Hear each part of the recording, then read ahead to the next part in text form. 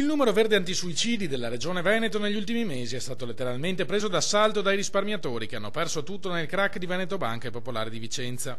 Il servizio, attivo dal 2012, sta vivendo in questo periodo una nuova ondata di chiamate da parte di questa categoria di cittadini.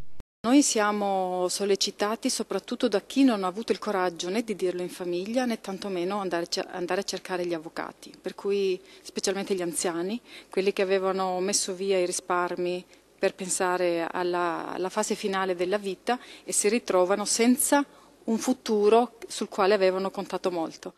Persone bisognose d'aiuto che non hanno il coraggio di chiedere per il senso di vergogna che le attanaglia.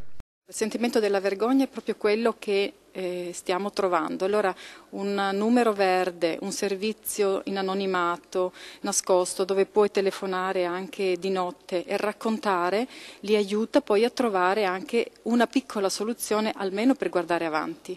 Il servizio è disponibile 24 ore su 24 telefonando al numero 800 334 343. Sia la chiamata che i successivi interventi sono completamente gratuiti.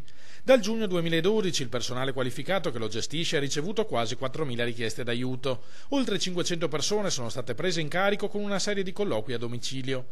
E se alcuni dati economici disegnano un Veneto in uscita dalla crisi, dal punto di vista di chi segue queste persone disperate la situazione non è cambiata di una virgola rispetto al 2012.